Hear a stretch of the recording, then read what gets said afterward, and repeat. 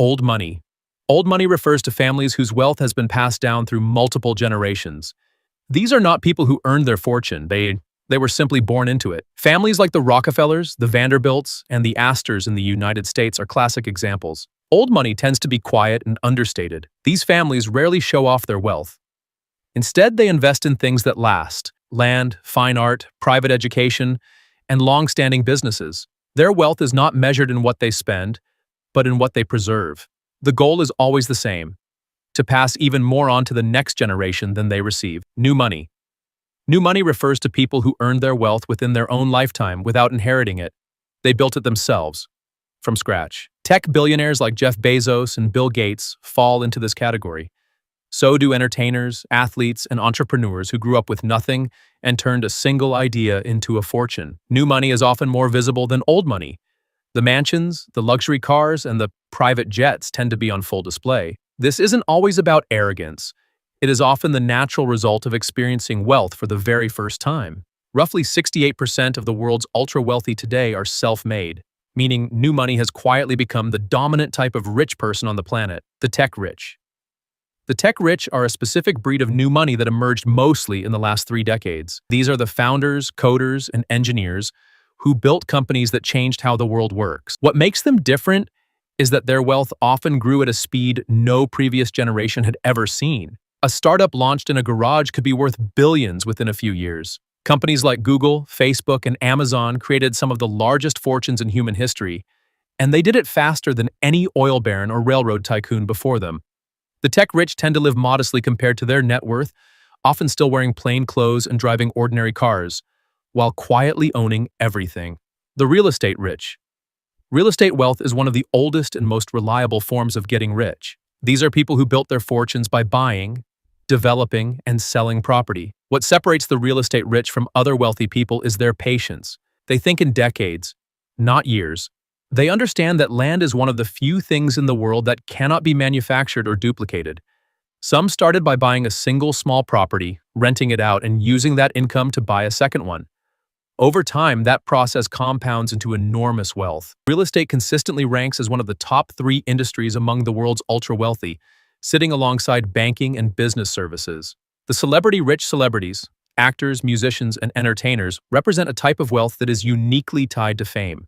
Their income often comes in large, sudden bursts rather than through slow, steady accumulation. A single hit album, a blockbuster film, or a viral moment can generate millions almost overnight.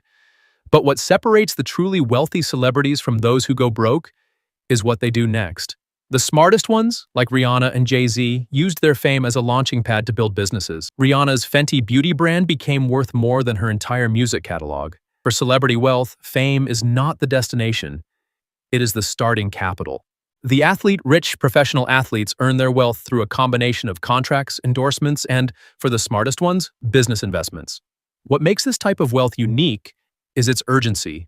An athlete's career is short, often just 10 to 15 years of peak earning potential. That reality forces many athletes to think about wealth differently than most people. LeBron James is perhaps the clearest example of an athlete who understood this early. Long before retirement, he built a business portfolio in media, pizza, and Spring Hill entertainment that made him far wealthier than his basketball contracts ever did. The athletes who build lasting wealth are the ones who treat their playing career as a salary and build something else on the side. The investor rich. The investor rich built their fortunes not by creating a product or service, but by putting their money to work in financial markets. Stocks, bonds, hedge funds, and private equity are their tools. Warren Buffett is the most well-known example, a man who never invented a product but became one of the richest people in history simply by identifying great businesses and holding them for decades. What makes investor wealth different is that it is almost entirely invisible in the early stages. The investor rich often live quietly for years while their wealth silently compounds in the background. Then, one day, numbers become impossible to ignore. Crypto rich. Cryptocurrency created an entirely new category of rich person almost overnight.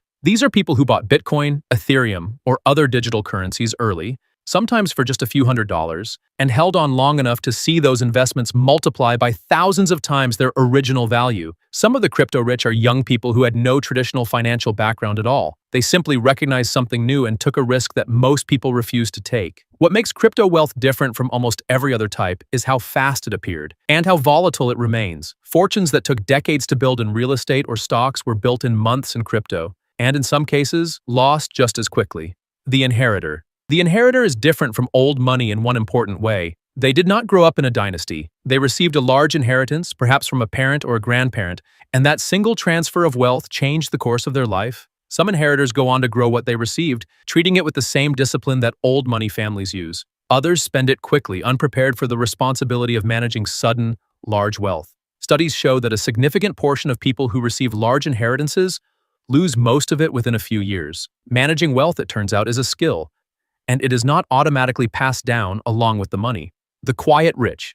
The quiet rich may be the most surprising type of all. These are ordinary-looking people, teachers, mechanics, accountants, small business owners, who spent decades quietly saving and investing and ended up with substantial wealth that almost no one around them knew about. They drive used cars, they live in modest homes, they clip coupons, but their investment accounts tell a completely different story.